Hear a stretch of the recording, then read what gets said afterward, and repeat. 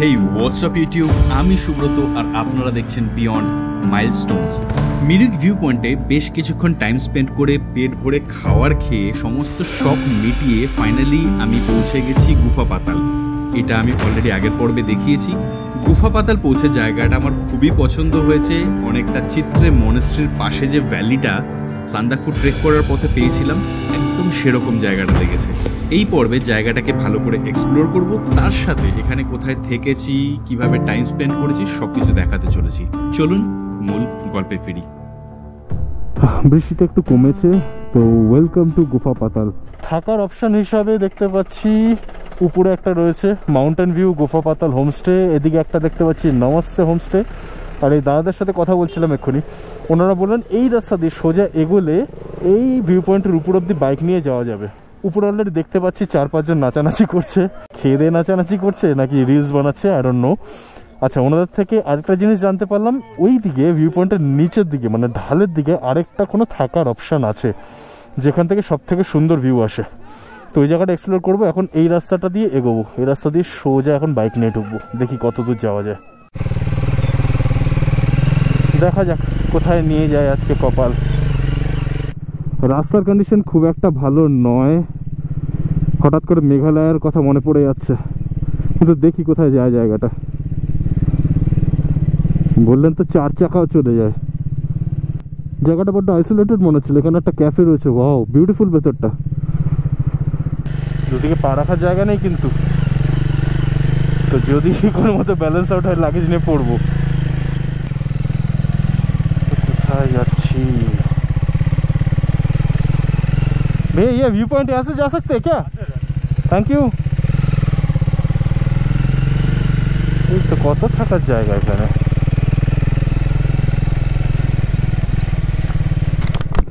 এই যে সামান্য কথাটুকু বললাম ওনাদের সাথে, পুরো ঘোরার অভিজ্ঞতাটাই কিন্তু চেঞ্জ হয়ে গেল। আমি নাহলে বাইরে থেকে দেখতাম, দুটো হোমস্টেতে গিয়ে কথা বলতাম, কোনো একটাতে গিয়ে থেকে যেতাম হয়তো। মনে তো হচ্ছে এই রাস্তাটা, ওই দেখো আরেকজন দৌড়ে দৌড়ে আসছে। মনে তো হচ্ছে পৌঁছে গেছি। ভাই व्यू पॉइंट यहाँ से जा सकते हैं क्या?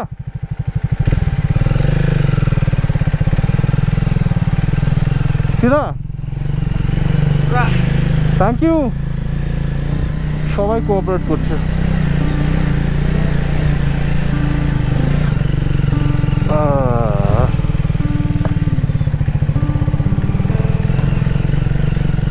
এসেই গেছি, বা টেন্ট নিয়ে আসলে তো হতো।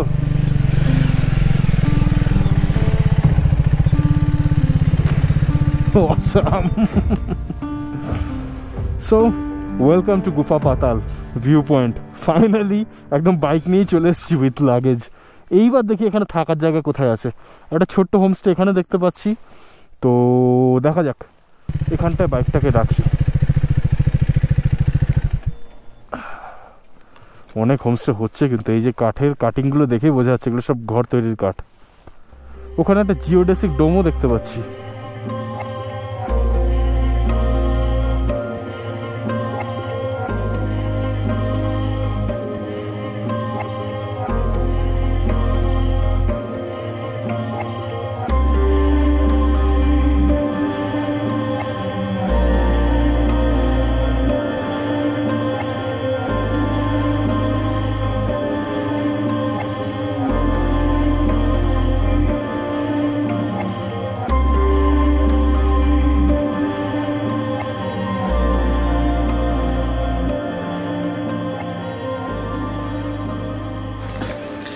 আমরা এই রাস্তায় এসে এইখানে গেছিলাম ভিউ পয়েন্টটায়।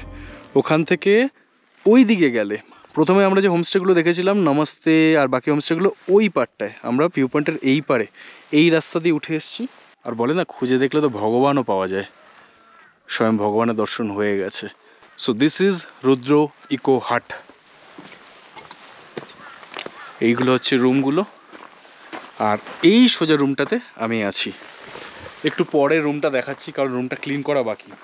বাজে এখন দুপুর 1:30।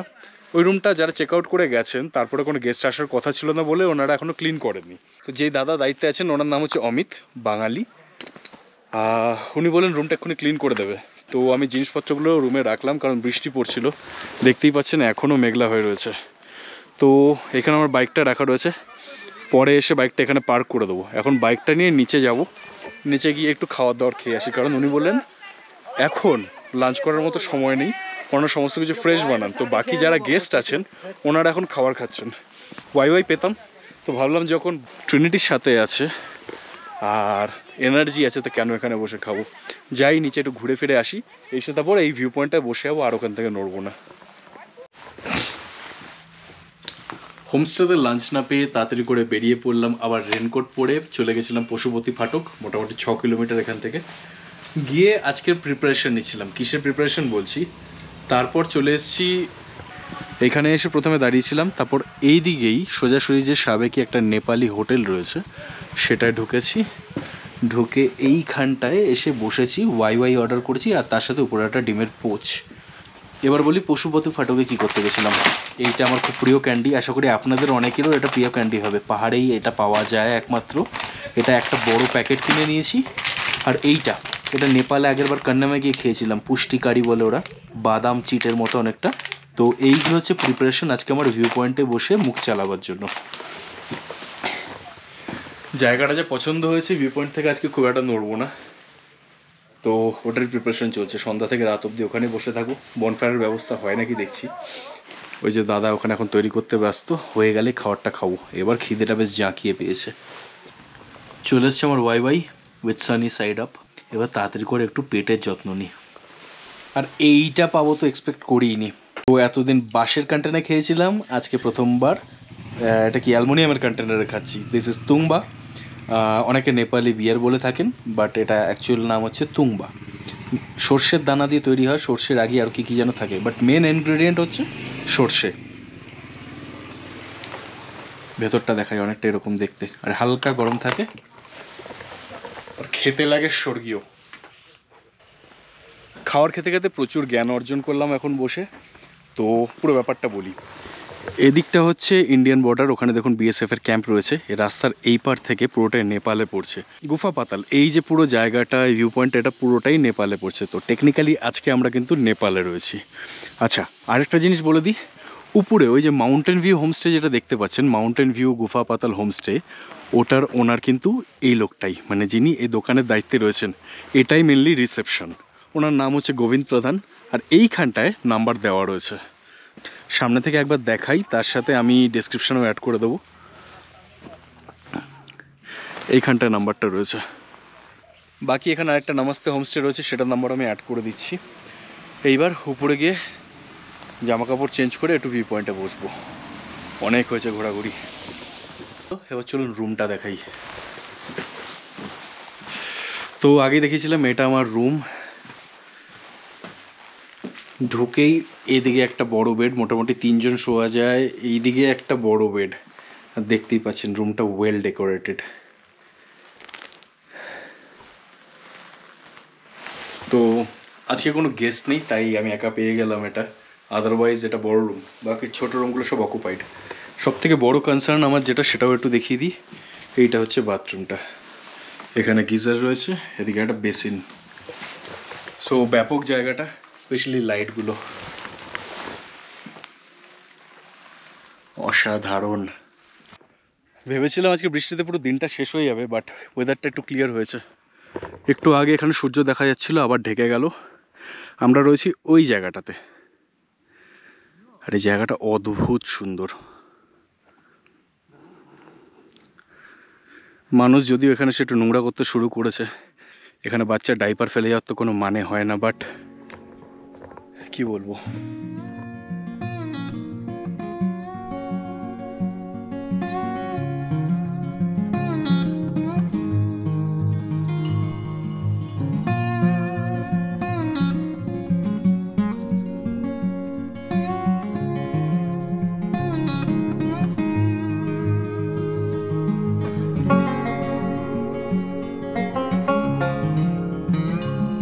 এই জায়গাটা সৌন্দর্যে হারিয়ে দেখতে দেখতে কখন সন্ধ্যা হয়ে গেছে বুঝতেও পারিনি। কপাল ভালো, সেদিন প্রচুর মেঘ থাকলেও বৃষ্টি হয়নি। আর সন্ধ্যাবেলার রূপ নিয়েও কোনো কথা হবে না। যেরকম সুন্দর লাগছিল হোমস্টেটা, সেরকম সুন্দর লাগছিল বাইরে বসে আকাশ দেখতে।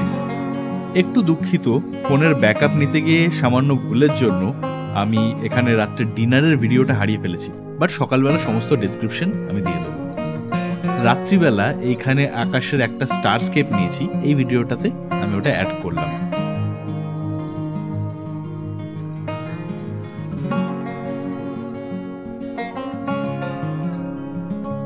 আর সকালবেলা নিয়ে আলাদা কি বলবো, রিফ্রেশিং একটা মর্নিং। বাড়িতে থাকলে যেমন মন টেকে না, এখানে ঘুরতে এসেও হোমস্টেতে আমার মন টিকছিল না। সকালে যথারীতি হাঁটতে বেরিয়ে গেলাম, আশপাশটা এক্সপ্লোর করলাম। সামনে দেখুন ভ্যালিটা কিরকম গ্র্যাজুয়ালি নিচের দিকে চলে গেছে, আর একটা খুব সরু পায়ে হাঁটা পথ।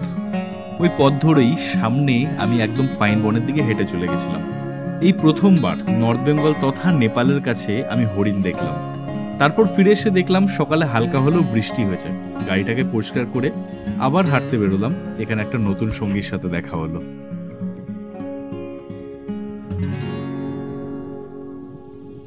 হোয়াটস up everyone and good morning from Gufa Patal. জায়গাটা অদ্ভুত সুন্দর লাগছে সকালবেলা। এখন বাজে সকাল 6:30। এই দিক থেকে এখন রোদ উঠছে, এটা পূর্ব দিক।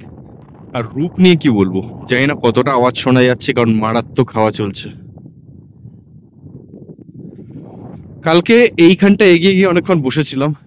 এখান দিয়ে গ্র্যাজুয়ালি এভাবে হেঁটে ওইখানে একটা দুটো পাহাড় ডিঙিয়ে ওই পারে চলে যাওয়া যায় ঝাউবনে। আর এদিকটা তো খুবই সুন্দর। ওইদিকে পাহাড়ের কোলে সব মেঘ জমে রয়েছে। আকাশটা আজকে একটু ক্লিয়ার হয়েছে, কালকে সারাদিন যা বৃষ্টি হয়েছে, রাত্রের আকাশটা কিন্তু খুব সুন্দর হয়েছিল। ওই দিক থেকে সূর্য উঠছে, আর এদিকে দেখুন ফ্ল্যাগ গুলোতে হাওয়া চলছে, আর কি ভয়ানক সুন্দর লাগছে। স্পেশালি আওয়াজটা এত সুদিং।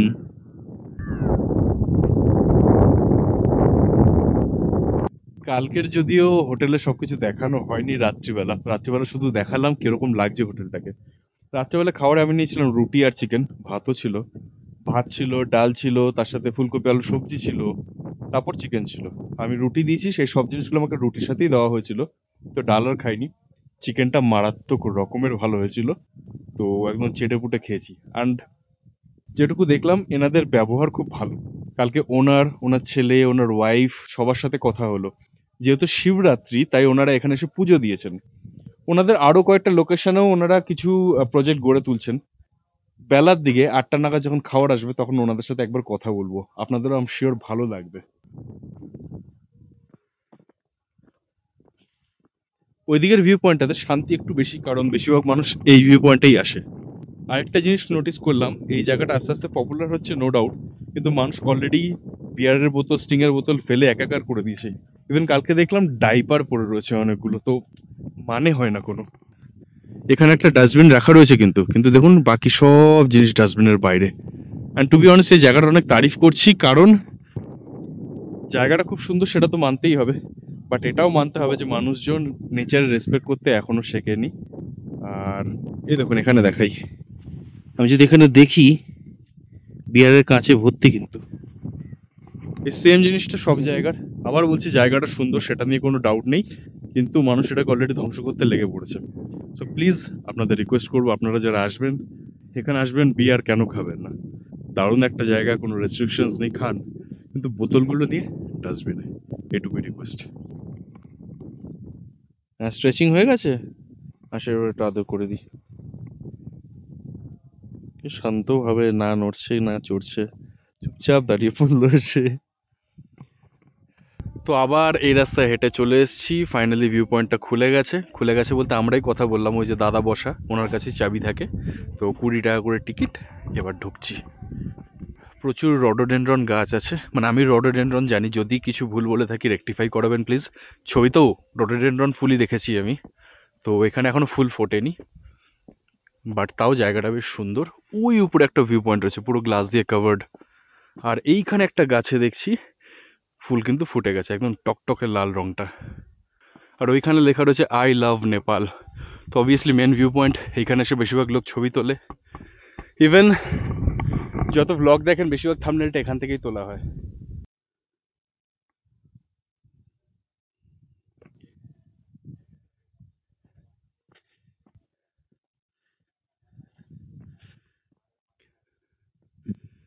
পাবজি যারা খেলো, একটা ম্যাপ ছিল, আমি অনেকদিন আগে খেলতাম, কিছু একটা সায়েন্টিফিক রিসার্চ সেন্টারের মতো ড্রপ লোকেশন থাকতো এখানটায়, অনেকটা ওরম লাগছে।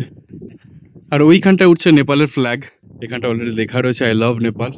আর ভিউটা বিউটিফুল এখান থেকে। এটা ফাইনাল স্ট্রেচ। হ্যালো হ্যালো,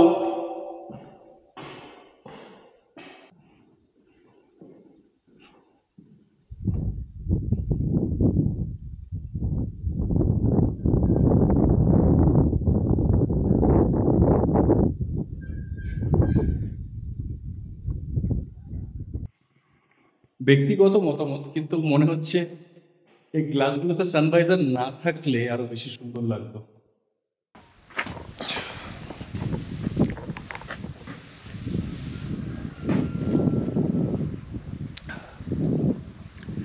বাজে এখন 8:30 আর দিনের প্রথম চাটা বেশ আদা দিয়ে বানিয়েছে, খুব ভালো হয়েছে।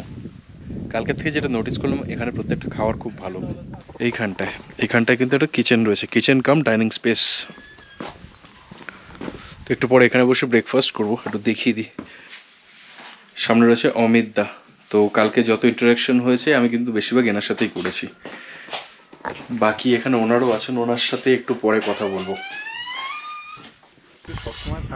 ফাইনালি ঘোরা ডান, এবার বেরিয়ে যাওয়ার পালা। তো বেরিয়ে যাওয়ার আগে দুটো মানুষের সাথে মিট করাতে চাই। এদিকে রয়েছে রুদ্রদা, হ্যালো, আর এদিকে রয়েছে সঞ্জয় কাকু। ঠিক আছে, তো এনারা দুজনের হচ্ছেন ওনার, মানে বাবা ছেলে। দুটো কথা বলে রাখি, ফার্স্ট অফ অল হোটেলের ডিটেলস ওনারা বলে দেবেন। যদি কথা বলার লোক চাই, কপাল করে যদি আপনারা যখন আসবেন এই দুটো মানুষের সাথে যদি দেখা হয়ে যায়, গল্পের অভাব হবে না। কাকু আগে হোটেল চালাতেন পুরীতে, তো ওনার সেই এক্সপিরিয়েন্স তো আছে। এখনও আছে তোমাদের পুরীতে হোটেল?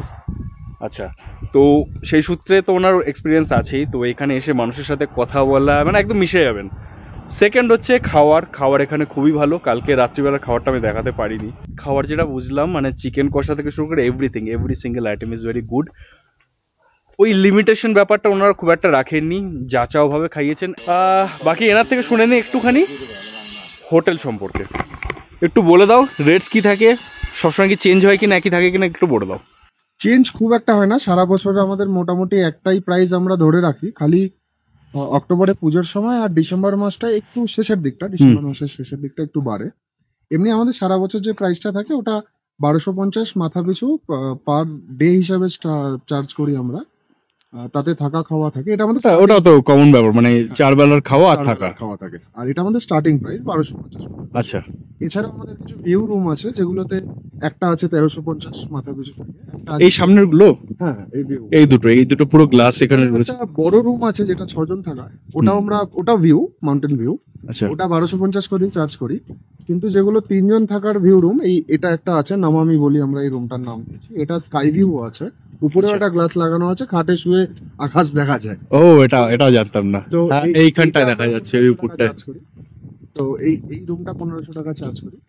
আর আরেকটা আছে ওপাশে, ওটা 1350, ওটাও ভিউ।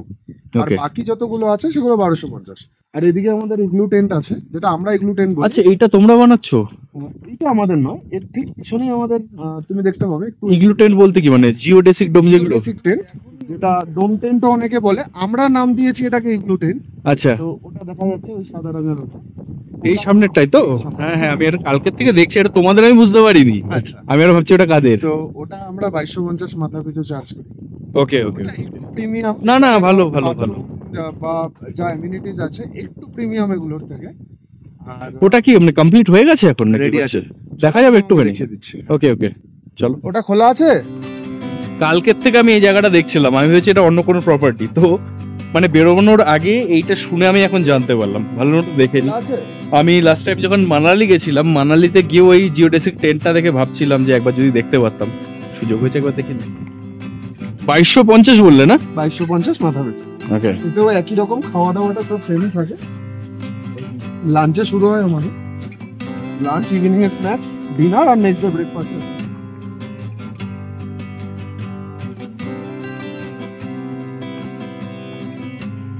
বাহ, এখান থেকে এন্ট্রিটা বিউটিফুল। আচ্ছা, এখানে আলাদা করে ওয়াইফাই রাখা রয়েছে, একটা কেটল রয়েছে। বাকি ওই দিকটা বাথরুম নাকি? এইটা পিছনটা? আমাদের একটা ওয়ার্ডরোব রাখা হয়েছে ও নাইস। রাখার জন্য। কম্প্যাক্ট বাট খুব সুন্দর। ওই উপরে জলের ট্যাঙ্কটাও দেখতে পাচ্ছি। আর বাথরুমটা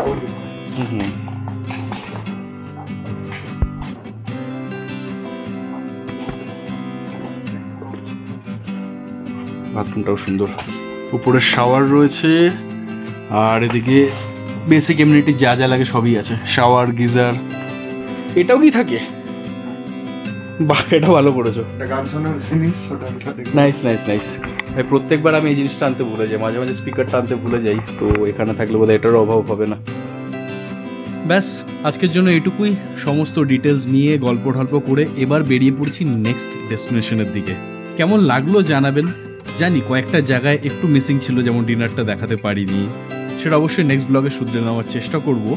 এটা ছাড়া আর কোনো ত্রুটি থাকলে অবশ্যই জানাবেন। আপনাদের ফিডব্যাকের উপরে বেস করে আমিও চেষ্টা করি আমার কন্টেন্ট ইমপ্রুভ করার। Till then, bye bye. Next ডেস্টিনেশনে আবার দেখা হচ্ছে।